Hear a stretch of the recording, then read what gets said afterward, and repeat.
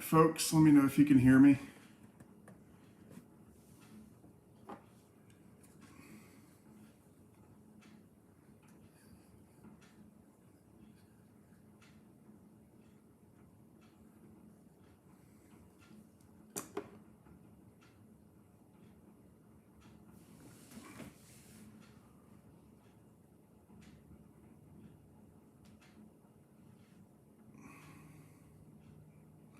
Okay, I think you guys can hear me good. All right. I'm using a wired connection this time, so the transmission should be pretty good. Since I'm in my living room, I have the luxury of using a wired connection.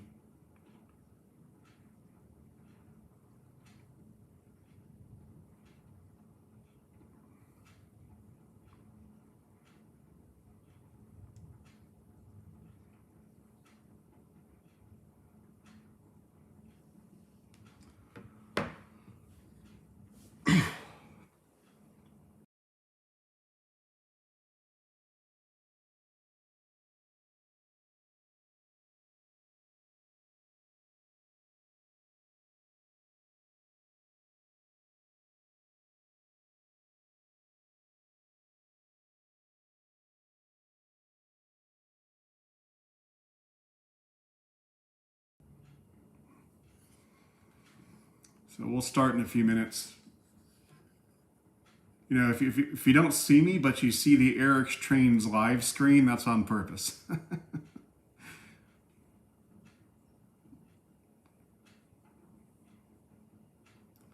That's a placeholder until the camera goes live.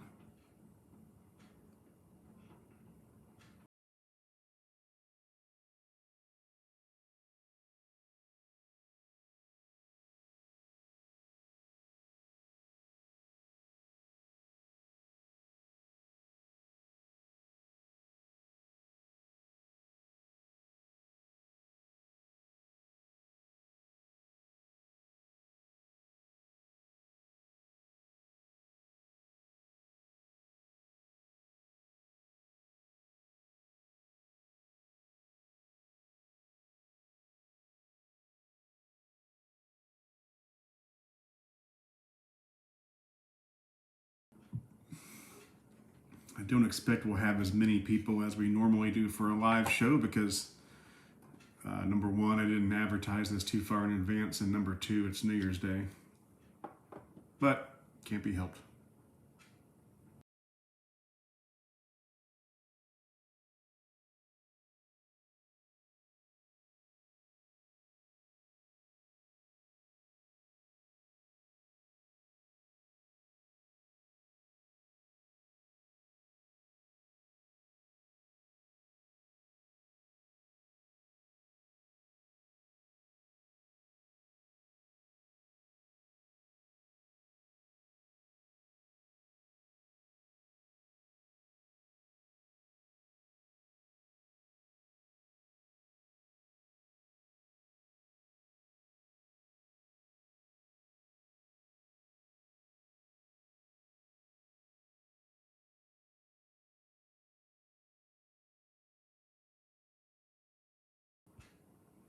All right, we'll wait just a few more minutes and then we'll get started.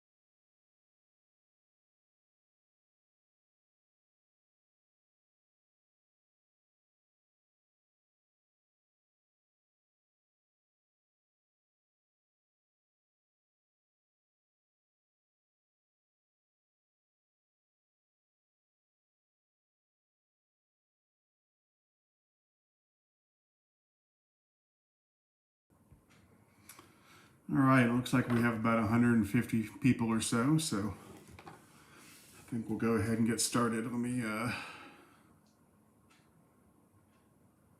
see if I can reverse the camera here. There we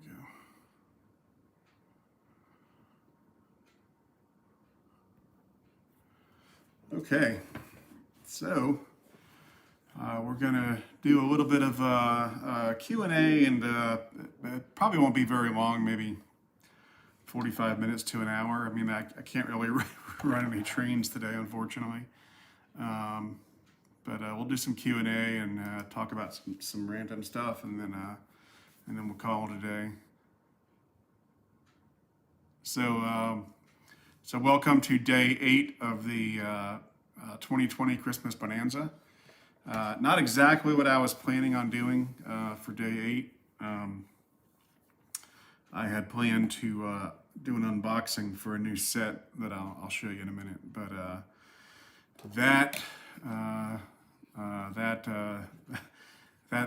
those plans got destroyed yesterday when I got injured, and spent the rest of the day in urgent care and then on the couch. So this is what we're gonna do. The good news is that since I'm not running any trains or anything, I can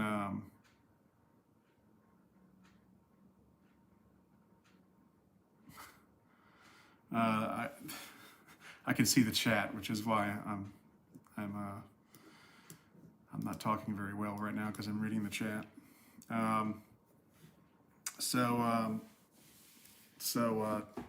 Yeah, we'll do some stuff now. The set that I was going to do is the what's it called? It's the 120th anniversary deluxe F3 freight set, and I was really excited about that. Although, in truth, that set really deserves a full video, and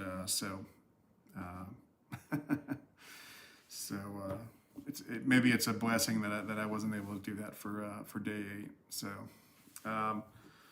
anyway, yeah. So I got hurt yesterday. I was doing some housework. I was installing a light fixture, and I had a big sharp utility knife that I was using, and I had set it down on the ladder, and it fell off the ladder and fell into my foot, and did a number on my foot. So and that was that. And it didn't even hurt much at first. I didn't even think anything of it. I just felt something hit my foot and figured something fell off, and I would grab it in a minute. And then a minute later, I felt my foot felt weird, and I looked down, and there's all this blood everywhere. And then, of course, the first thought in my head when I saw what had happened was, oh, well, there goes the rest of my day, and probably there goes day 8 of the Christmas Bonanza, because now I'm going to have to go over to urgent care and sit in there for who knows how long until they get it all patched up. So I went over to urgent care, and then they stitched it up, and I got 9 stitches, and they sent me on home. So it's okay. I mean, well, it's stitched up now, but it's still pretty tender, and I can't really walk around very much on it. So obviously I can't be going to the basement and running around setting up trains and stuff like that. So that's that.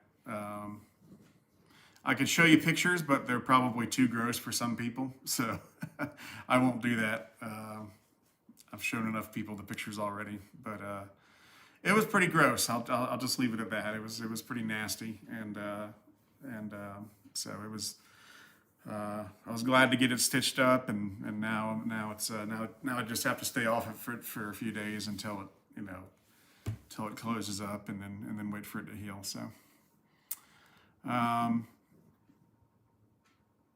So when I was sitting in urgent care, I said, well, what am I going to do for day 8 now? And I said, well, I guess I'll do a live show, and I'll just have to do some Q&A because there's really not much I can do. All right, so with that being said, let's talk about the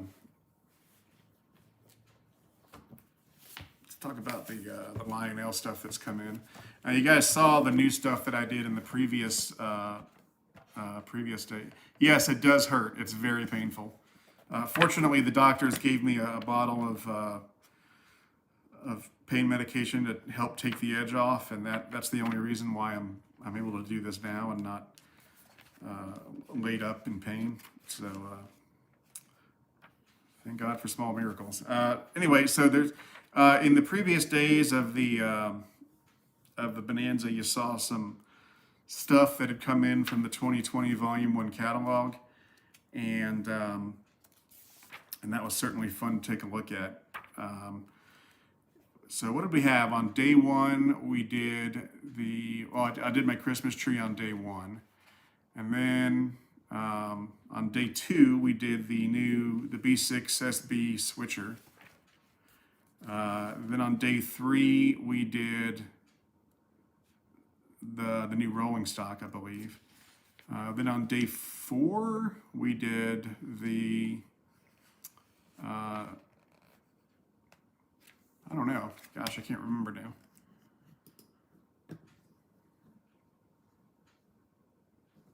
So day 3, we did the rolling stock. Day 4, we did the CSX First Responders ES44, which was cool. Day 5, we did the Vision Line stock cars. Those were really neat. Day 6, we did the new T1. And then on day 7, we looked at the new SD40. So lots of stuff from the 2020 Volume 1 catalog. I would like to have had some MTH stuff to look at as well, but I don't. I have some MTH stuff on order, but it hasn't arrived yet. So as soon as that does, I'll be able to do videos. I was pondering doing for day 8. I was going to do the MTH, the new MTH shiny big boy. And I will certainly do a video on that at some point in the near future. But so that was pretty much the only MTH thing that was in contention to be for the Bonanza. So with the stuff we already looked at, with the ES44 and the SD40 and the T1. I really like the new improvements they've made to some of the Crew Talk sounds on the engines, and also some of the sound and lighting effects they've upgraded. It's always nice when they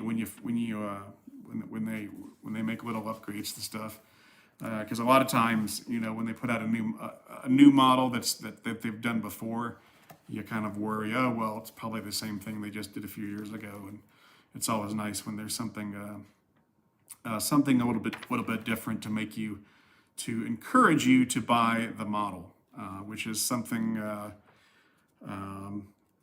I've always said I wish MTH would do a better job of, is updating their models to give you a reason to buy them over and over. Lionel was the perfect example of that. They made a Reading T1 3 or 4 years ago, and so when I saw it in the catalog again, I said, oh, another T1, I don't need that. But then I found out, oh, it does have some new stuff on it that does make it worthwhile to get. And that's how you keep your customers buying new stuff, is you keep on innovating and adding new stuff year after year. Some train manufacturers are better at it than others, but Lionel has always been pretty good at that. They've always been good at innovating and giving you a reason to buy it again, rather than just having saying, well, I got an ES44 10 years ago, I don't need a new one now because it's exactly the same. Well, with Lionel, 10 years between models, they're going to have some new features and sounds and so forth. And and so they always they always give you a more compelling reason to refresh and get new versions of stuff. So that's always a good thing. Um, so we'll see. So what I'll do now is I forgot in that catalog. So everyone's waiting, of course, for the the big the Vision Line GS series locomotives. From what I've been told, they are on the way to dealers, but they're not there yet. So Legacy Station, I think they're expecting theirs to get here in sometime in January. Well, it's January now. Happy New Year, by the way. And so sometime this month, they're expecting the new GS series locomotives to arrive. And of course, when they do, I will go pick those up, and I'll probably do a video going over to Legacy Station to pick it up, and it should be fun. Now, as I recall, I ordered 2 GS series locomotives. Let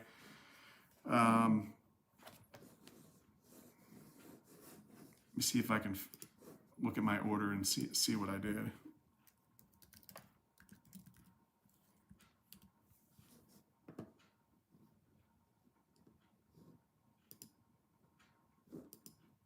So, of course, I can't find it.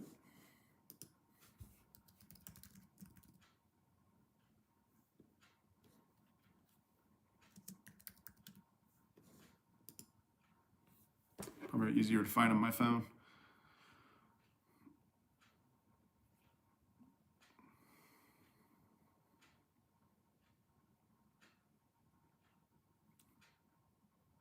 I just saw it.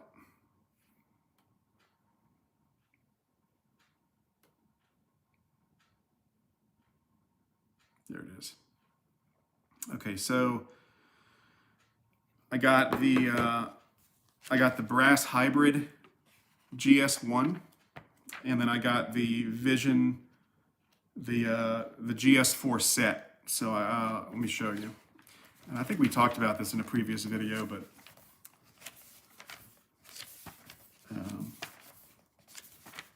so I got the brass hybrid one. Sort of the Pilot brass hybrid.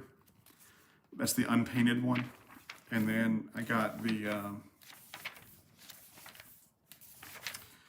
one of the sets. Gosh, which one did I get? The 2130. I got this one, the Southern Pacific Vision Stock Express set. The one on the top there. So, and I got that just because it's got several nice cars in it, so why not get the set? So that should be cool. Those should be coming in soon. I wish I'd been able to get more of those. I wish I'd been able to get 3 or 4 of these things, but and who knows, maybe I will at some point. Like the LCCA version, I think would have been really cool. But I don't have unlimited amounts of money, so I had to choose 2, and I like getting pilots, and it's been a long time since I got a pilot locomotive, and so I got that, and then I got a set as well. So like I said, those will be in January, and then we'll be able to go out and pick those up and see what they're all about. So with that, I know a lot of people are looking at a lot of people are asking questions, so let me go ahead and answer some of those.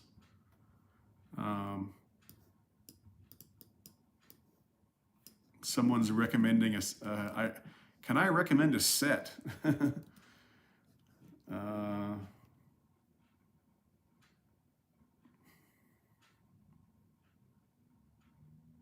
Looks like a really old set. Yeah, it's TMCC. I typically don't usually buy older sets. Really older sets. Sometimes, I mean, it just depends, but it just depends. So let's see. Let's do some questions. A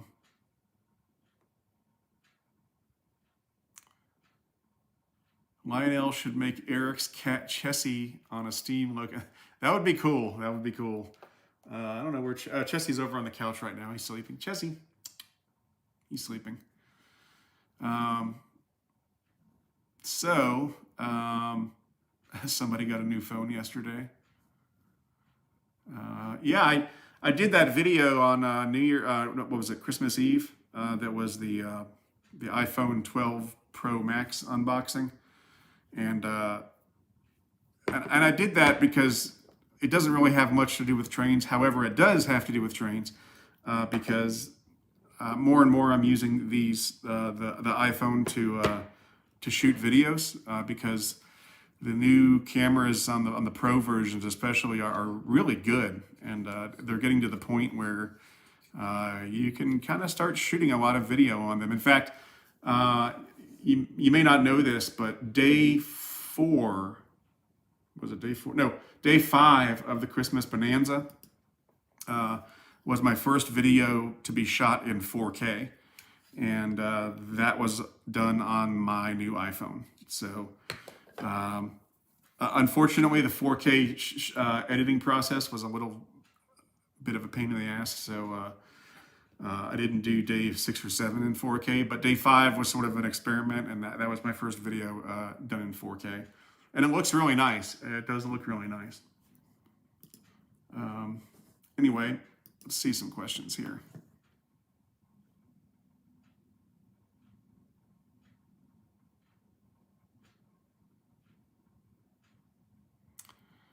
Let's see here. 10 cents 49 says, what was the worst incident you've ever had on the way out? That's hard to say. I mean, there's been a lot of issues that have happened. I set it on fire once. That wasn't very much fun. I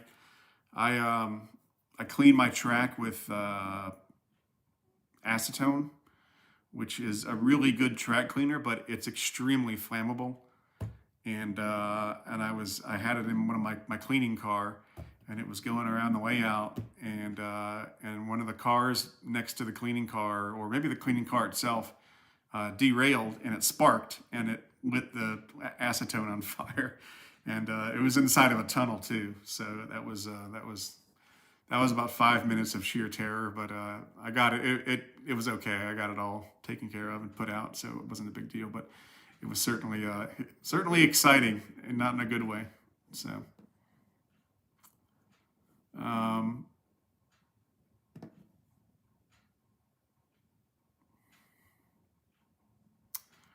dude, the Hot Wheels racer says, did you ever plan on getting the LC2 AC12 cab forward? I don't plan on buying it because I don't really have a use for LC2 locomotives myself. Now, if Lionel or somebody decides they want to send me one, I'll be happy to review it. But I don't have a reason to buy one. I am hoping to get my hands on one of the new LC2 GG1 sets or GG1 locomotives. I do want to review that.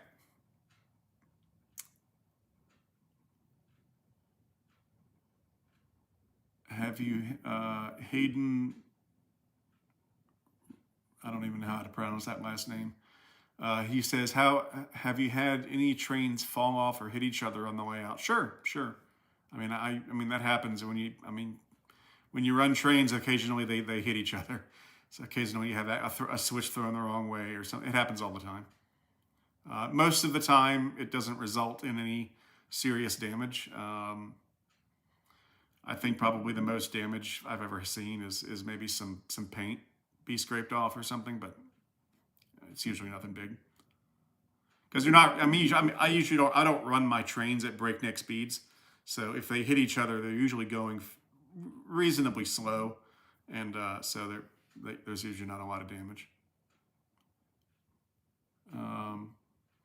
Timothy DeMarco says, hey Eric, what if Lionel made the diesel locomotives where you put the smoke fluid in the fuel tank and the steam locomotives with smoke fluid in the tender?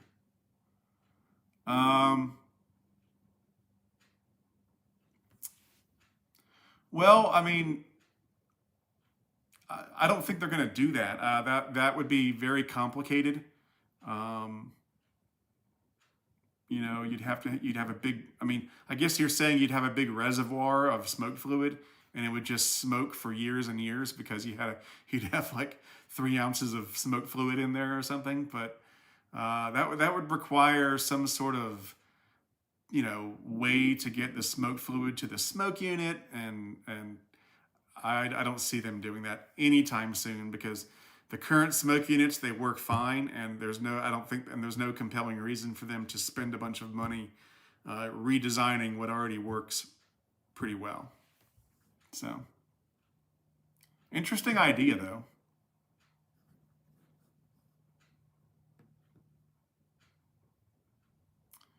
Thomas Miller says, "Do you have any Lion Chief starter sets besides the Santa Fe Super Chief that you reviewed a while back?"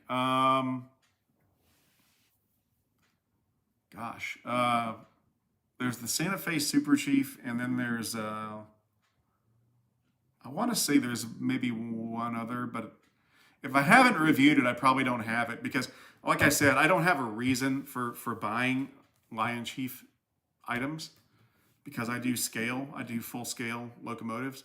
So usually, if I'm reviewing a starter set or Lion Chief or Lion Chief 2 or anything like that, usually it's almost always it's because it's been either loaned to me or given to me with the expectation that it'll be reviewed. And so usually if I get a starter set, in fact always, if I get a starter set or something like that, the review will come out pretty quickly because I have an obligation to do the review. Um, you know, that's that's kind of the deal you make when you accept stuff from either a company or a store or whatever.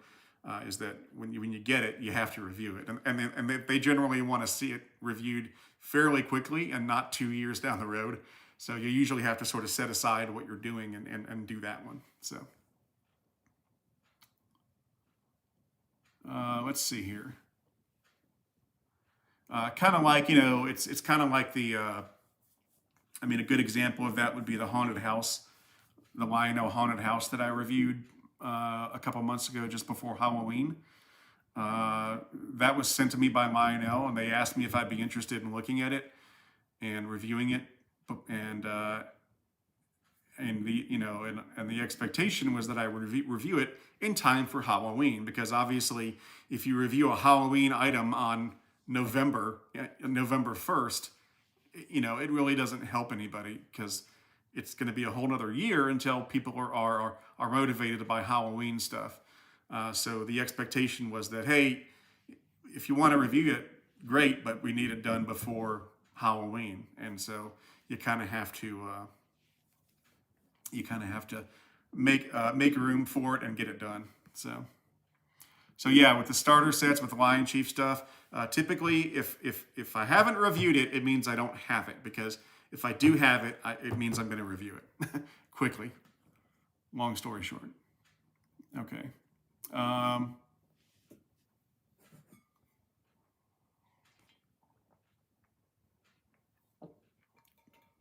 Why don't I have any animated accessories on my layout?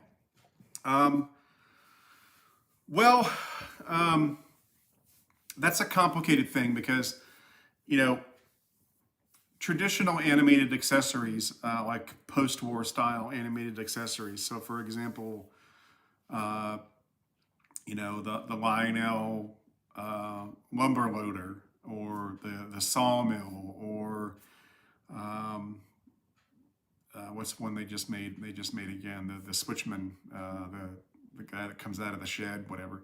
Um, those are great. I love them. The problem is that they don't really fit into what I'm doing on my layout. Um, they they're not scale. They're not uh, realistic. Even though I'm doing 3 rail, I try to keep my layout with some sense of realism. And if you do some toy-like accessory on the layout that's not built to scale, it kind of takes away from it a little bit, in my opinion. And so that's why you don't see that many operating accessories. Now, that being said, I do have some animated stuff. I have the windmill, the Lionel windmills in the Colorado room because those are sort of scale. I mean, they're big, they're massive, but they look kind of realistic. And then I've got the Menards animated Schneider freight building that I'm currently installing and integrating into the Colorado room. That's animated. I've got on the main table. I've got the Lionel smoke fluid loader in there. I don't use it very much, but it is in there. Um, so I have a few uh, animated things here and there, but generally speaking, I don't use a lot of the pre-made ones. What I would like to do, if I had the time and the money, is to have realistic animation, and to do that, you have to get good with using servo motors and wires and figures and stuff like that. That's really neat, and I would love to do stuff like that, or pay somebody to make it for me. So you could have people in your rail yard just kind of moving, back and forth and stuff like that. That kind of stuff is cool. But like the pre-made uh, toy-like animated accessories, I don't have very many of those on the layout and because of and that's the reason why. Uh, if I had the space, if I had enough room in my house, I would have a separate layout that was just sort of a traditional post-war style layout. And then on that layout, I would have tons of animated accessories. But right now, I don't have the room for it. So, scale modelers usually build their own buildings and accessories. Yeah, see, he knows. Sean Thornton knows. Um,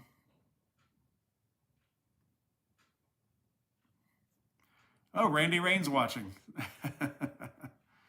Yeah, I'll probably she could probably help me build something like that. She's pretty good at fabricating stuff, and she probably knows people that can do that. Um,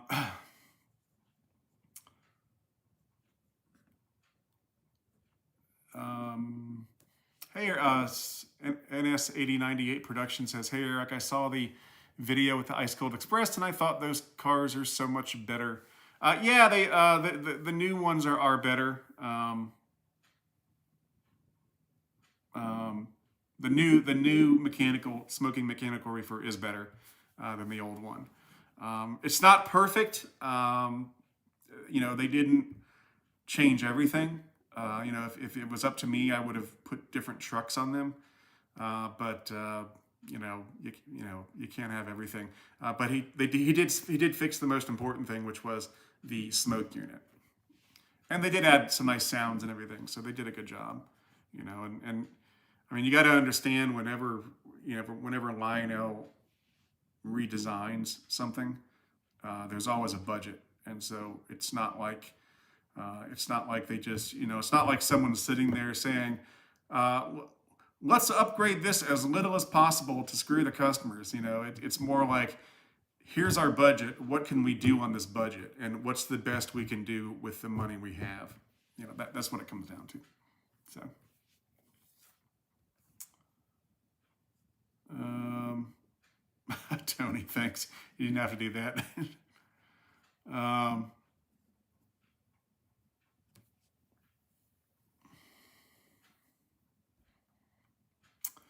Mr. No Name says, "Is it worth doing command control on a small layout that can't accommodate a lot of engines?" Um, that's something you'll have to answer for yourself. I think so, but it just depends on what your budget is and what you're trying to accomplish. I mean, if you have just a really small layout, you know, I don't know, for me, I like doing that, but it depends on your budget. If I was younger and I didn't have the money and stuff like that, I would probably do a small layout and then run my engines with Bluetooth with my phone or something like that. Um, so it's always a question of what are you trying to accomplish, and balancing that with what you can afford. I mean, that's life. That's everything. Let's see here. Mr. Clay 1983 says, "Hey Eric, do you ever plan on expanding your HO collection and maybe even building another layout dedicated to it?" And I hope your foot's feeling all right. Thanks. Probably not. I mean, I'm not really an HO person. I mean, if I had unlimited space, if I lived in a mansion or had a dedicated outbuilding for nothing but drains, yeah, maybe I would have a small HO layout. But not right now. It's not a priority. I do like HO stuff. I mean, I do like it, and I am trying to expand into it a little bit. Um, just because I think it does you good to expand and investigate other areas of the hobby, but uh, I don't think it's ever going to be a big thing for me. But who knows?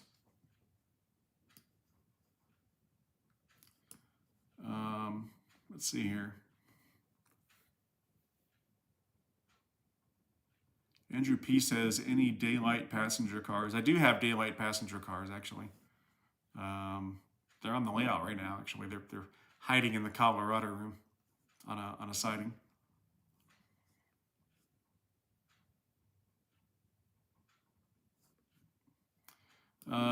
Joliet Zet says, "As time goes on, do you think you will dip more into scratch building?" Oh boy. If I had nothing else, if I had a lot more time on my hands, yeah. I've done a little bit of scratch building, but generally I have to outsource it because I just don't have time to do it. I mean, I don't have time. I mean, I have a full-time job, then I have this, then I have my other YouTube channel now. Then I am also writing for the OGR magazine. Then I have just regular life stuff, watching my son play baseball and doing all that kind of stuff, and and personal stuff, and so it's hard to find time to do everything I want to do. Kind of have to pick and choose.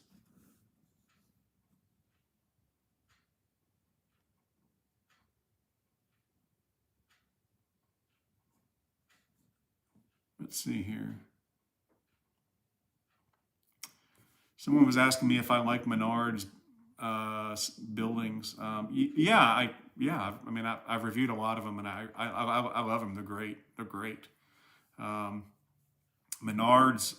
I've never been to an actual Menards. I don't live in the Midwest, so maybe one of these days, if I happen to be in the Midwest and I happen to be near one, I'll go inside and check one out. But um, I know that the guys at Menards who I uh, talk to, they're really nice. They're really cool people, and they're making really really good stuff. I mean, I've said this before, but I think Menards has kind of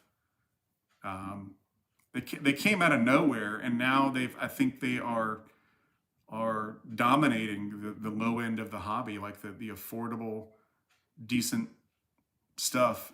That end of the hobby where it's decent stuff that doesn't cost a lot of money.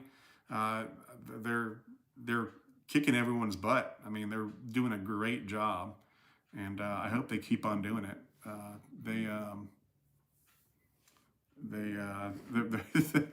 they they've become a force to be reckoned with. If I was Lionel or MTH or Atlas or anybody, I'd be paying attention because I mean they're giving them some serious competition, and I think it has affected Lionel in particular because I've noticed that ever since Menards has become a big thing, Lionel has started to put out some more affordable stuff. It's not as high quality. You're sacrificing something there, but they are trying to respond to it. Now, it's not as cheap as Menards, but it's something, and I think that's a response to Menards because Menards is just I don't know how they get their prices so cheap. I'm not sure I want to know. Who knows? Maybe I don't know what's going on. I don't know how they get their stuff that cheap, but it's amazing the stuff they're doing and the amount they're charging. I mean, for $100, I mean, you get an animated O scale structure. I mean, a lighted animated O scale structure. That's, the materials they're using are cheap. They're not. I wouldn't call their buildings high quality, but they look good and they get the job done. And they're really really doing a good job. And they keep on getting better. I mean, every time I think, okay, this is really good. They're doing an awesome job.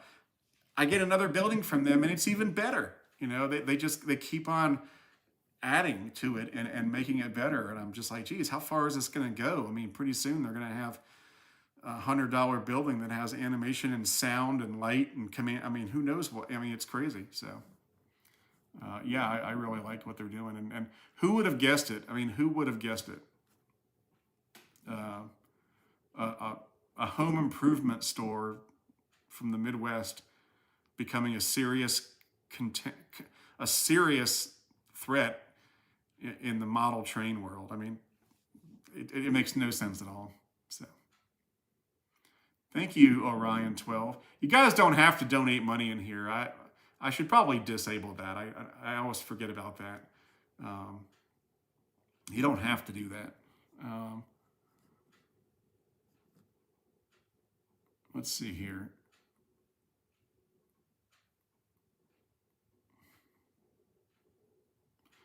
Have you seen Williams O scale trains? Darth FN asks if I've seen Williams O scale. Williams has been around for a long time, and of course now they're part of Bachman, whatever they are. So they're not quite as significant as they used to be, but there's still nice stuff being made. Unfortunately, I own one piece of Williams, Williams piece. It's a caboose. That's the only Williams piece that I own. And the only reason I bought it was because I said, I've never gotten anything from Williams. I'll try this. And it's nice. The problem with Williams stuff is that it's not really, most of it at least, is not built to scale. I think there's some newer stuff that Bachman might be doing that might be pretty close to scale. I could be wrong. But traditionally, Williams started off as, making, what was it called? The Golden Memories or whatever. They started off making reproductions of Lionel post-war trains, which are not scale. So if you're into that semi-scale post-war toy train look, Williams is great. They've made great stuff in the past. But I'm not into that stuff. If I'm going to buy anything that's post-war sized, it's either going to be made by Lionel or it's going to be original post-war stuff made by Lionel. I only buy those things for specific reasons, and I really don't have a compelling reason to buy anything from Williams. Now, if they wanted to send me something, they could, but I've never heard from anybody over at Bachman, so they probably don't know who I am.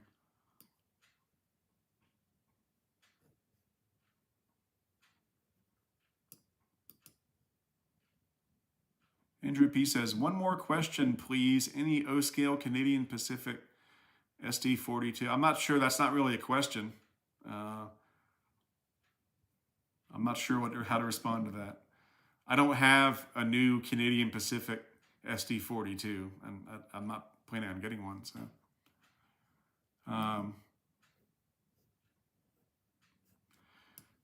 here's a good question from Ryan Samek. Eric, did you order any of the CP Heritage units from the? Oh, I lost my place. From the MTH 2020 Volume 2 catalog. Let's see here. 2020 Volume 2. I don't think I did. I did order some stuff from the 2020 Volume 2 catalog, mainly because it was a panic order because of all the news about MTH. But I don't think I ordered anything. Let me see if I can find my MTH order, and I'll tell you what I ordered. Probably easier if I look on my phone.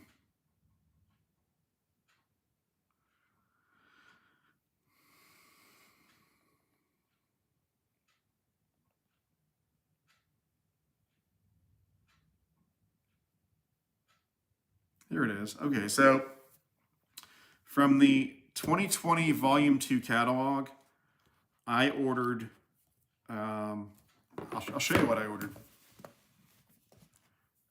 If I wasn't feeling lazy and zonked out, I would pull it up on my, I would share my screen with you, but, all right, so I ordered, I don't know why, but I ordered, oh no, I know why, okay.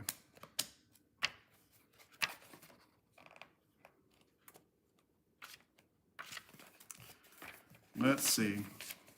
Sorry, you guys have to listen to me flipping through a catalog. I know it's not the most exciting thing in the world. Okay, so I ordered one thing that I've always wanted from MTH, and I knew I wanted to order it, but while I could, was the Rock Island Aero Train. Where is it? Right there. Last one. So I ordered the Rock Island Aero Train. That's a Rail King scale item. I've always wanted an Aero Train. It's always been on my to-do list, and I figured, you know, I better do it while I can. Then I ordered, let's see here, in the Premier section, I ordered an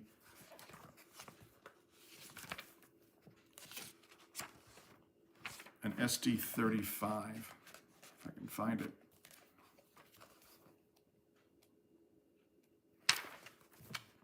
GP38, SD35. I ordered the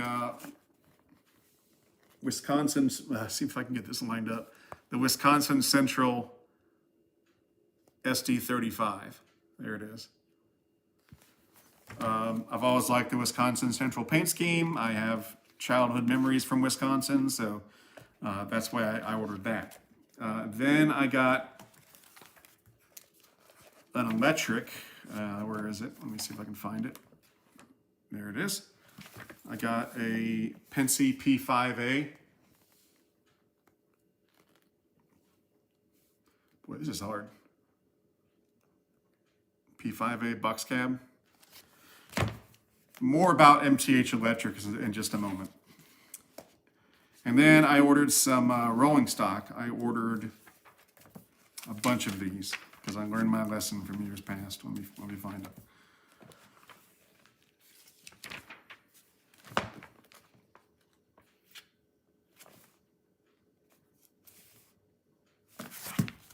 I ordered the flat cars with the striker tank things, and then the flat cars with the Humvees. Boy, this is hard to do. A lot easier to share a screen. I don't know if you guys can see that or not, but there we go. Okay, getting close. There they are. So I ordered all of those that I could. They're 4-packs. They're making 2 of each, and I ordered all of them. So that's going to be 4, 8, 12, 16 of those cars total. And the reason why I did that was because, as many of you know, by far on my layout, the pieces of rolling stock that I am most asked about are my MTH flat cars with the Abrams tanks. I think they're Abrams tanks or M1, I forget. But they're these cool camo tanks on TTX flat cars, and I have 6 of them, and they're beautiful. And by a long shot, those are the most asked about things on my layout. And I'm always kicking myself because when MTH did those years ago, they did 2 6-packs, and I only got 1 6-pack. I should have gotten both 6-packs so that I would have 12 of them. I didn't. So this time when they did military stuff on flat cars again, I got them all. I said, give me every single one because those things are so cool. They're and for whatever reason, MTH never made them again. They made them in like 2000. I don't know, 2008 or 9 or something like that. And everybody loves them. Everybody loves them, and they've never made them again. Now, interestingly enough, just a little tidbit, there's been a lot of talk about MTH and whether they're going to be around and stuff like that. Um, the people at MTH, they've been making some inquiries into what people want, so they can make some stuff. And so I got asked, what would you like to see? And the first thing I said was, you got to do those tank cars, those flat cars with tanks again. Those things are so cool. Everybody loves them. If you get them, they'll probably sell out as long as you don't make a million of them. If you just make a reasonable production run, they'll probably sell out. Definitely, that was my first thing I said was do one of those. The other thing I asked for was the DL 109, I think it's called, this in the Southern paint scheme. So that's what I got from the 2020 Volume 2 catalog. Now, on the subject of MTH Electrics, I've always loved that they've made so many different electrics, and I've been wanting to get them. So one of them that I want to get is this one from the 2018, which is, oh crud, what's it called? There's a lot of them, but that's the P2 box cab. I also want to get the Ingersoll Rand box cab from that same catalog. And I think there's one other. Might not be in this catalog, but the BB, I think it's called a BB1 or something like that. And it's these two little box cabs side by side. So I definitely want to get those too. MTH has made a lot of really cool electric locomotives over the years, and they've always been on my to-do list, kind of like the Aerotrain. And so it's kind of my mission for 2021 is to add some of those to my fleet and do reviews for them because they're really cool. Joliet Zet says he has the Rock Island DL109. DL109. Yeah, and what sucks is that I think MTH cataloged the DL109 again fairly recently, maybe in 2019 or 2018, but they didn't do the Southern one, and the Southern one is absolutely gorgeous. And I've always wanted it. The last time they did it was like 2003 or something like that. And so when they asked me, for some stuff I thought would be nice to do, I said the flat cars with the tanks and the DL109 and the Southern paint schemes. So we'll see, but it'll be interesting to see what happens with MTH. I haven't seen a lot of people asking about it in the chat yet. Maybe I've missed it. That's good because I can't stand it. One of the things I can't stand right now is when people, I'll post a video. It was for a while it was happening every day. I'd post a video, and someone would post a comment in all caps that would say, "I can't believe MTH is going away," I just feel like, stop. Nobody said they're going away. Okay, there has never been a post that said MTH is going away.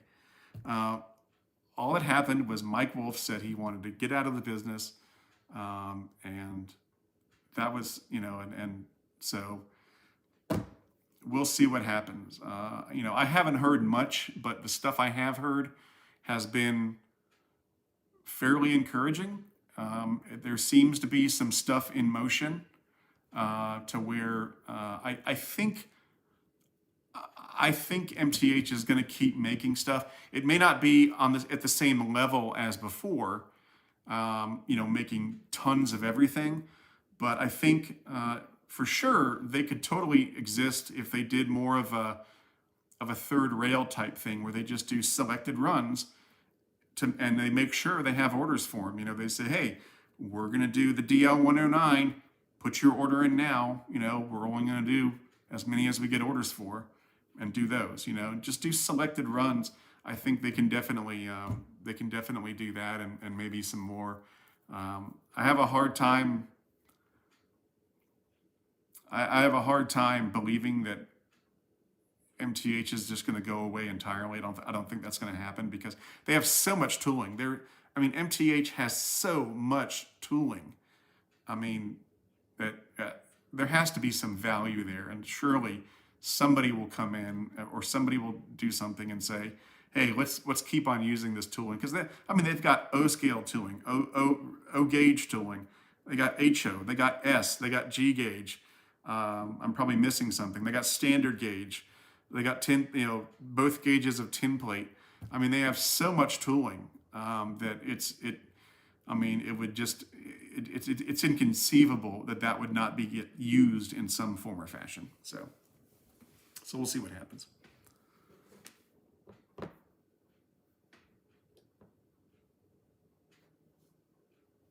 All right, let's see. Oh, it's almost 2 o'clock. Okay. Um,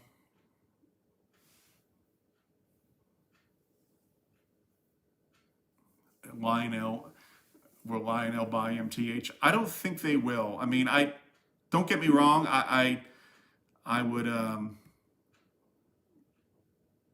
not sure how I would feel about that. I mean, on the one hand, it would be cool to see some MTH models with legacy rail sounds inside. Don't get me wrong. On the other hand, it would eliminate a large source of competition, and competition is always good. And I would hope that there was still that I would prefer it if MTH stayed in the game to some respect and still gave Lionel some competition. Um, I mean, if I was moving on with MTH, that's what I would like to do. But I mean, who knows? I don't think Lionel. I don't think Lionel has enough money to buy MTH. I mean, you're talking about a lot of money. So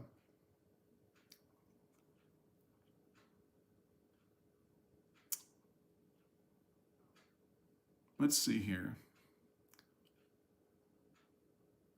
What happened to your 381 SS Brute? I have it. It's on display in my office right now.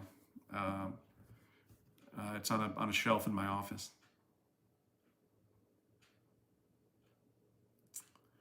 Let's see here.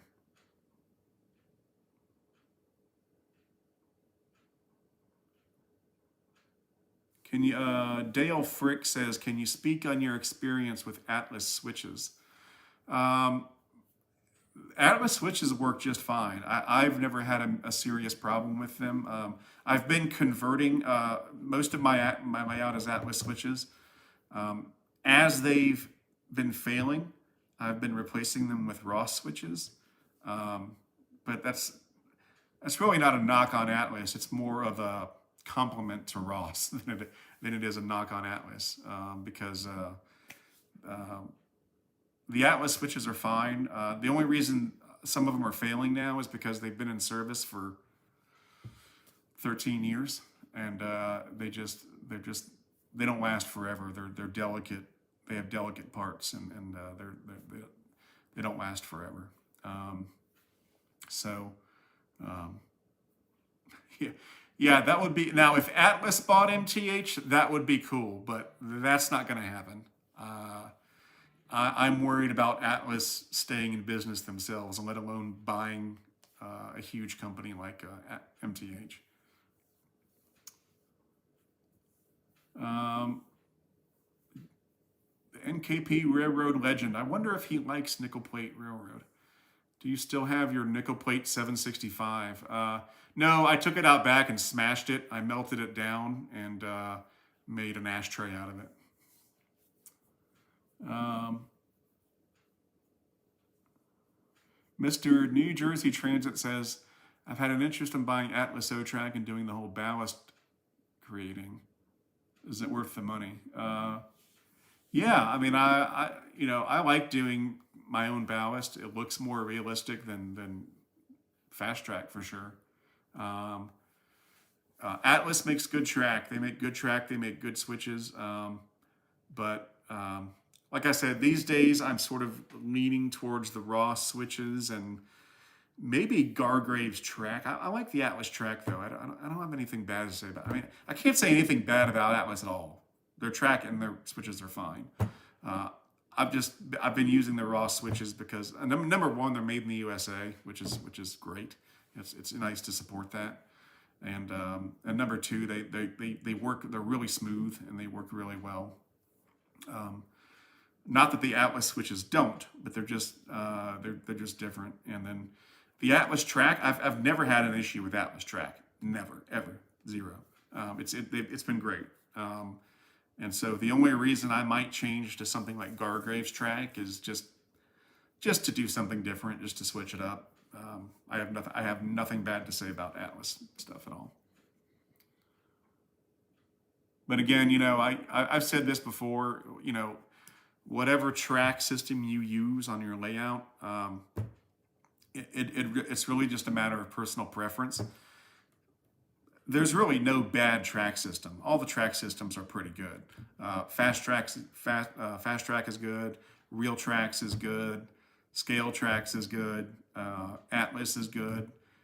Gargraves, Ross, they're all good. There really is no wrong choice. It's just a matter of personal preference. That's all it comes down to. Now, there might be some cost differences. That might be something to consider, but there's really no such thing. I mean, there's really no bad choice.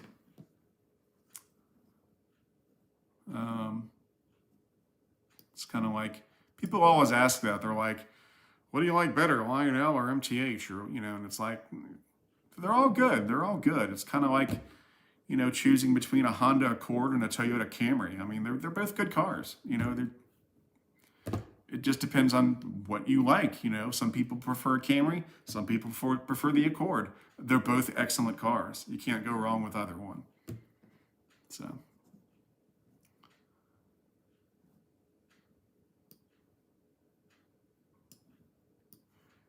There's a lot of negative feedback in forums about Atlas switches. Is that new feedback or old feedback? Because, Atlas has had some issues with their track in the past, like in the way past, like 20 years ago or something like that. But so I don't know if it's Atlas Industrial Rail. I don't know if they're even making that anymore. So yeah.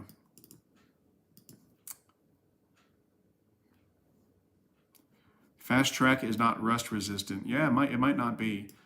The nice thing about the Atlas track is that it is rust and UV resistant, so you can actually use it outdoor if you wanted to. You could run it outdoors.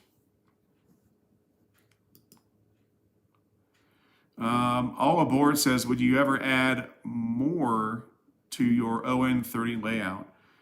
I'd like to if I had the space. That's the answer to a lot of these questions that I'm getting is yes, I'd like to if I had the space. So I just don't have enough space. I mean, I was lucky I was able to just do a loop of ON30. If my basement was a different configuration or I might be able to do something different, but it's just I don't think it's not going to change right now. But who knows what'll happen in the future? So.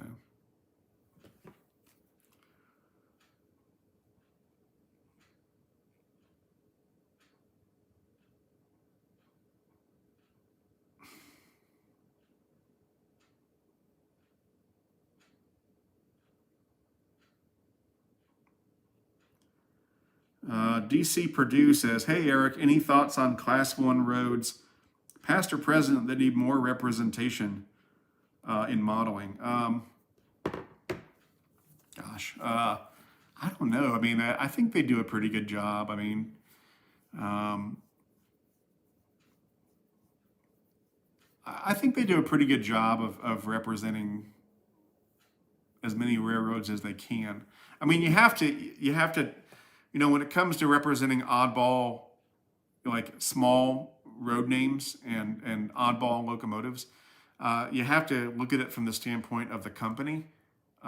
Because, Lionel, be it Lionel or MTH or Atlas or whoever it is, they have to make a profit. And the fact is, more people will buy Union Pacific than will buy you know, some random short line, you know, like I've got the short line that runs through Woodstock here is called the Georgia Northeastern Railroad. I'd love it if they would do some Georgia Northeastern Railroad stuff. That'd be great.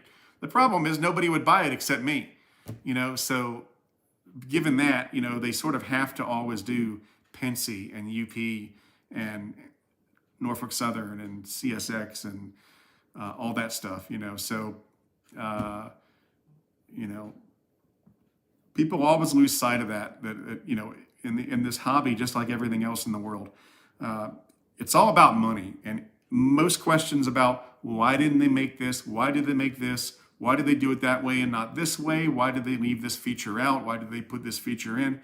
It all comes down to money. It's a business, and they're trying to give the customer as much as they can, but still make a profit. I mean, that's how businesses work. And, you know, it always comes down to that. Always. Every single time it's about the money. It's about money. And that's not just the model railroading industry. That's everything. Cars, your house, your TV, everything. Every business has that choice to face where they say, okay, we want to give the customer something good, something that they want. We have X amount of money to develop this, and we want to sell it for this price. I mean, you know, they could make a model that has everything, every single feature in the world on it, but it would be super expensive. I mean, that's what the Vision Line is. The Vision Line is kind of the answer to that. Like the Vision Line, at least the way it used to be, was sort of Lionel saying, hey, to hell with the price tag. We're just gonna put every single feature we can into this model. It might cost $2,500, but we're gonna do it. And that's what the Vision Line was all about. And but with the other product lines, you always have to say, you know, you have to look at your bottom line, look at your budget, look at what your customers want, look at what your customers are willing to buy, and balance all those together and try to get something that satisfies all those.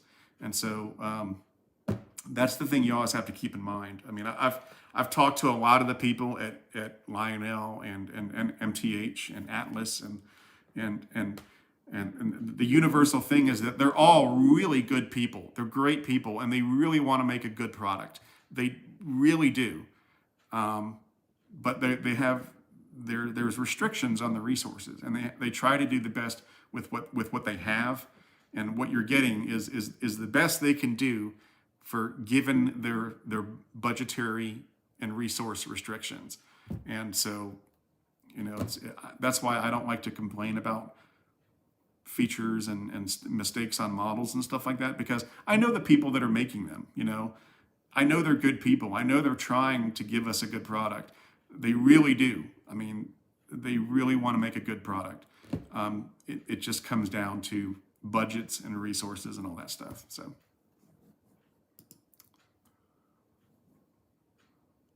Let's see here. Kevin King says, it's 2:00. We'll go for a few more minutes, then we'll call it a day. Kevin King says, I'm interested in the construction of that magnificent bridge. I'm a machinist by trade. More detail as to how it was designed and built would be great. Well, I pretty much laid it out in a previous video. I think it was episode, 43 or something like that. But it's a stainless steel construction, and it was built in 3 different sections and shipped to me. And the guy who made it, I don't think he's doing that anymore. But he was at the time, you know, I sent him my drawings for what I wanted, and I actually sent him the track that was in the shape of the bridge so that he would know what shape it needed to be.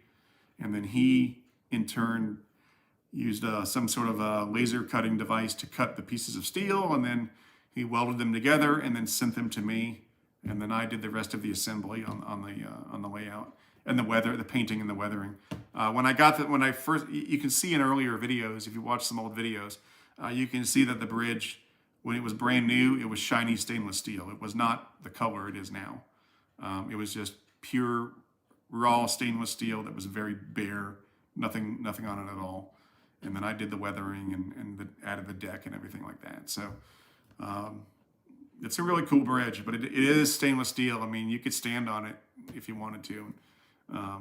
I have stood on it. In fact, when I first got it, I put it on the floor and I did stand on it, and it's pretty cool. Unfortunately, that guy is not doing those anymore. But I think there's some other custom bridge makers out there. I don't know if they would be able to do something like to that extent, but I need to find somebody who can do it, because at some point I want to put a reversing siding on there, and I need to find some way to match the current look of the bridge to do the reversing siding. So, but yeah, it's really cool. All right, so we'll do a couple more questions, then we'll call it a day. Yeah, I am not on the layout. If you joined the show late, there is no train running today. I'm not on the layout. I injured my foot yesterday, and so I'm sort of laid up for a few days. And so what was going to be a pre-shot video of an unboxing of a set today and running the set, that ended up just going to a live show. So so that's why I'm not on the layout today. That's why I'm just doing Q&A stuff. So we'll do a couple more questions and then we'll call it a day.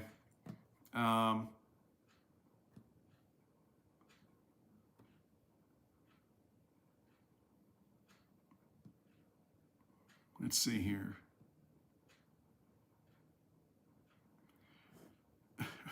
I get this a lot. What is your favorite Class 1 railroad? Ryan Semek says, what is your favorite Class 1 railroad? Gosh, I like them all, but I mean, if you're talking about the current existing ones, I like them all. I really don't have a preference. I mean, probably my all-time favorite is, I've said before, is Union Pacific, because they've always had the most variety of locomotives. I mean, pretty much, I think Union Pacific has had at least one of every locomotive that's ever been made, pretty much. So they, it's always a good choice. And and of course, Donnie Algieri wants to know, what do you think the next Vision engine will be? I have no idea. I have no idea. I know some things I would like it to be, but I don't. I have no idea. If it was up to me, I would, I can think of a few things, but they're probably not things that everybody else wants. I think Lionel has done Vision Line versions of some legendary Lionel locomotives, like they did the Vision Line Hudson, and I think it would be cool if they would do a Vision Line version of like a legendary Lionel locomotive, like if they would do a Vision Line Santa Fe F3 set, that would be really cool. Do die-cast metal tooling and have all sorts of cool compartments and all sorts. I mean, I think it would be really cool.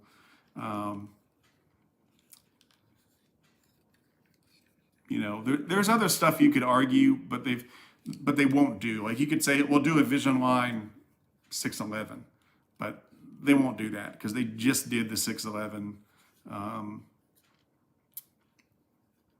And there's really not that much to do on it. I mean, so you have to kind of, I don't know. So yeah, but I think the Santa Fe, like the set that I was going to unbox today, like the classic Lionel Santa Fe F3.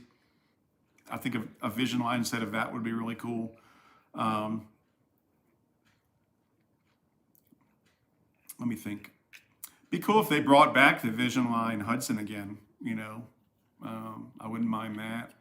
Um, maybe like a Vision Line triplex would be cool. I don't know if they'll do that. Probably not, because the thing is, if for Lionel to do a triplex, they would probably have to do new tooling, and they're probably not going to want to do that. So you have to think, if there's some tooling, that existing tooling, they can take and modify it into a Vision Line engine, like kind of like they did with the Niagara, where that was existing tooling, and they just upgraded it and improved it to make it into a Vision Line Niagara. That's probably what they will do for the next Vision Line engine, is take an existing tooling and upgrade it to be Vision Line. So you think of steam engines they've done, like like the Penske T1. They could do that, although they just had a T1 in the catalog. It hasn't even shipped yet. So was it a T1 or an S1? I can't remember.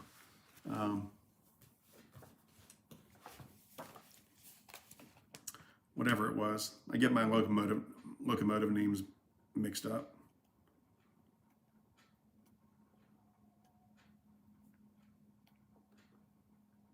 S1, sorry, my bad. S1. So yeah, they just did the Penske S1 in the catalog. So maybe a Penske T1, but say it would have to be something they've already done that they can spend just a little bit of money on and upgrade the tooling. Maybe a turbine would be cool, like a sort of reminiscent of, because the Lionel post-war turbines were pretty cool. So maybe a scale Vision Line turbine, something like that. So it's a hard choice, but if I had to pick one right now, I would say do a Vision Line Santa Fe F3 set. That would be cool. So,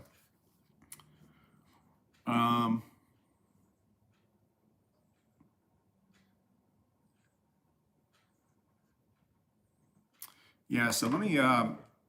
Last thing I'll do is let me share the screen on my other camera here.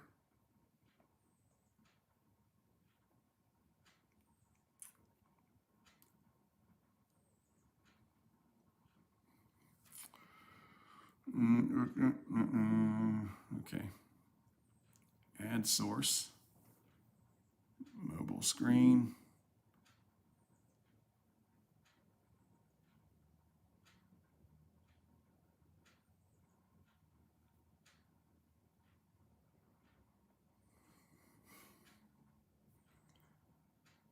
Camera.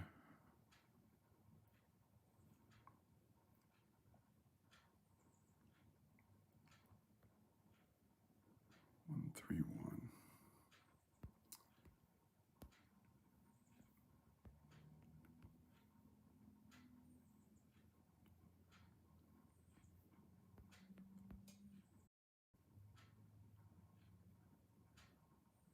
Okay.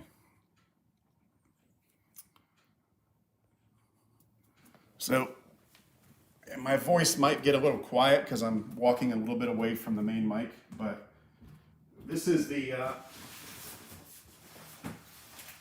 set that I was gonna unbox today for day 8, and it's the 120th Deluxe F3 Freight set, and it's sort of a post-war style set. It's got the operating milk car and a log dump car, and of course the F3, and I believe it's command control.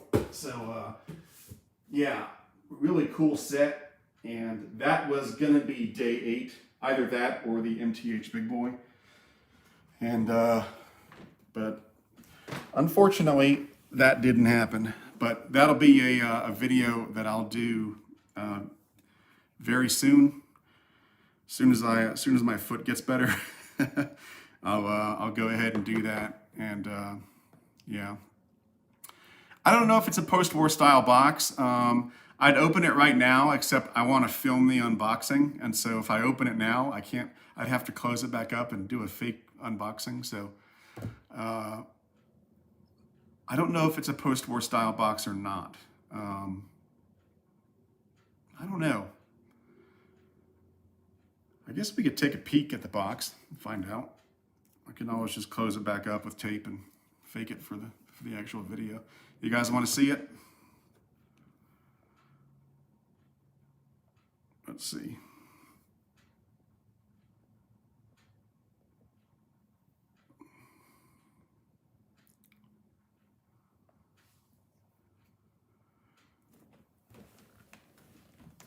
Oh, let's see here. All right, so, and I hope you guys can hear me. Again, let me move the mic around so you can hear me a little better. Okay. Let's see what the box looks like at least.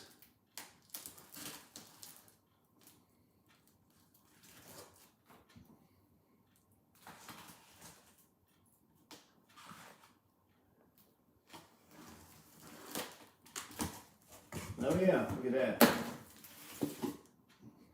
Look at me dropping another knife.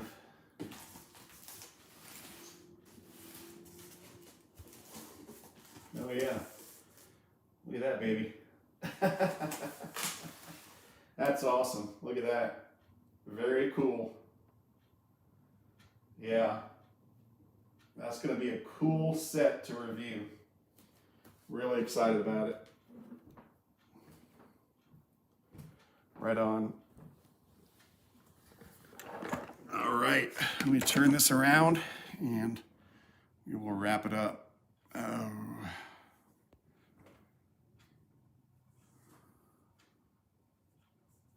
Oh, the camera didn't switch. You guys didn't see that. Crap. Okay.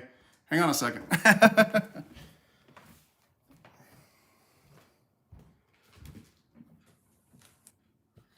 Well, now you get to see half an unboxing.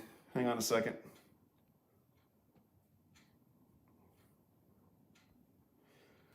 Okay, there's the box. You didn't get to see me crack it open, but there is the 120th anniversary Deluxe F3 Lion Chief Plus 2.0 set.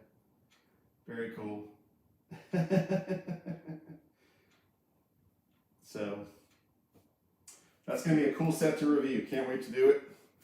And like I said, that would have been done for today, for day 8, but it just didn't happen because of the injury. So, it is what it is. Okay. So you saw that.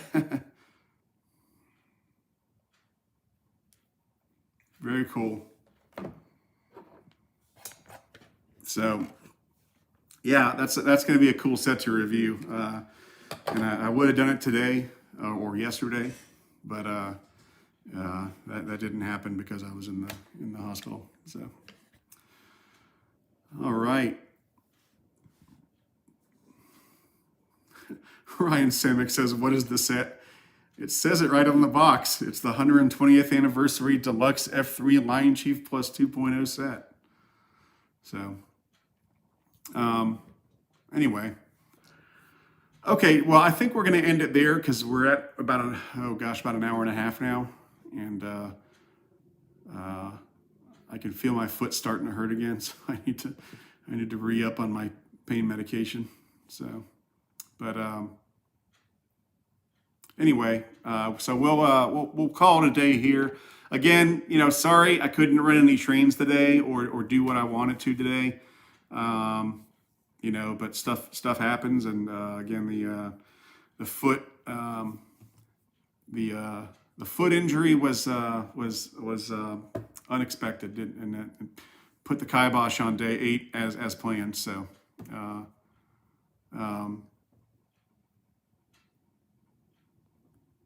There's a picture of me getting my foot sewn up yesterday by the doctor over at the Wellstar Urgent Care. Dr. Salisbury, he did a great job. They did a great job. That was at the Wellstar Urgent Care up here in Canton. So they did an awesome job. And there's my foot all bandaged up after the fact. Now I'm saving you the real. I'm sparing you the really gory pictures because some of the pictures, I mean, there's one picture of just, when I put it, and if you guys don't want to hear this, but when I cut my foot, the knife sliced in there, and um, it it was all open, and you could see, like, when I moved my toes, you could see tendons moving around. It looked like, you ever seen the Terminator when he that scene from I think it's from the first Terminator, when he cuts his arm open and he's moving his hands around, and you can see the little metal pistons moving back and forth. That's what it looked like. It was like these tendons and everything moving around. It was disgusting.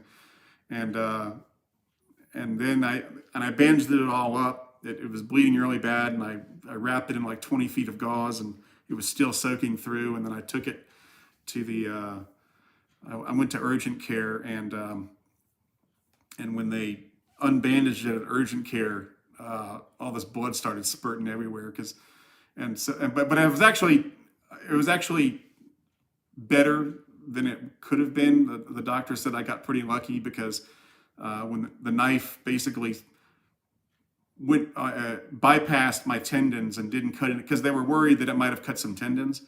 And if it had cut some tendons, then I would have had to go to the hospital and get surgery on the tendons, which would have been even worse. But the doctor at urgent care said, "Well, your tendons look okay. That's the good news, is that the knife kind of slipped, kind of ricocheted off your tendons, and you're fine. But the bad news is that it sliced a vein, and that's why there was blood going everywhere. It's because it cut open a little vein in my foot." And so it was it was a scene, to be sure. So some of those, so I got some pictures that are really disgusting, because once they took the bandage off at urgent care to get a look at it, I mean, the blood just started going everywhere. It was on the bed, on my foot. It was on the floor. I mean, the poor nurse, after they were done stitching it up, she had to come through there and mop up the blood on the floor. I mean, it was pretty bad. It was pretty bad. So anyway, so we'll call it a day here, and after a few days, I should be able to be on my feet again, and I'll be fine. Now, Ryan Samick says 2021 does not like you, but that's not true. This happened in 2020, and I actually thought it was a fitting end to 2020. I mean, 2020 was such a crappy year, and that, in my opinion, that was the perfect, the perfect ending to 2020, the icing on the cake for what was just a crappy year all around for most everybody. So, but now we're in 2021, and I'm on the mend, and hopefully the world is on the mend too from COVID, now that there's a couple vaccines out there, and should be cool. I was talking to the doctor at the urgent care about the vaccine, because they had all gotten their first dose, and he was talking about how the vaccine works and this and that, and so it was pretty interesting. But yeah, so now that people are starting to get the vaccine, hopefully things will be on the mend for 2021, and we can get back to some sort of semblance of normal life. But it's going to take a while. I mean, it's going to be a while before everybody's, if the vaccine. I mean, the thing about it, like, the doctor yesterday was telling me, he said the problem with it is that, a lot of the knowledge that they gain about COVID happens looking in the rearview mirror.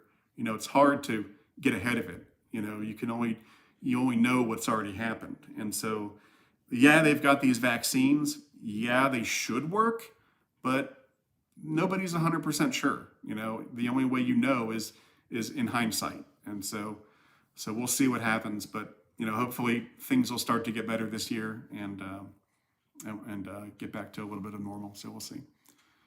My company has me at home until July, so maybe we'll be going back to the office in July. I don't know. We'll find out. But yeah. But anyway, so that'll do it for day 8. I hope you enjoyed the Christmas Bonanza. Again, sorry day 8 wasn't as exciting as a finale as I wanted it to be, but we did do some Q&A and just got to chill out and talk some trains. So I'll be back at you guys. I'm probably going to take off about a week or so, and then I'll be back with another video, and hopefully you guys will enjoy that. So that'll do it for now. So thanks everybody for showing up. I appreciate it. Happy New Year to everybody, and stay safe, and I'll see everybody later.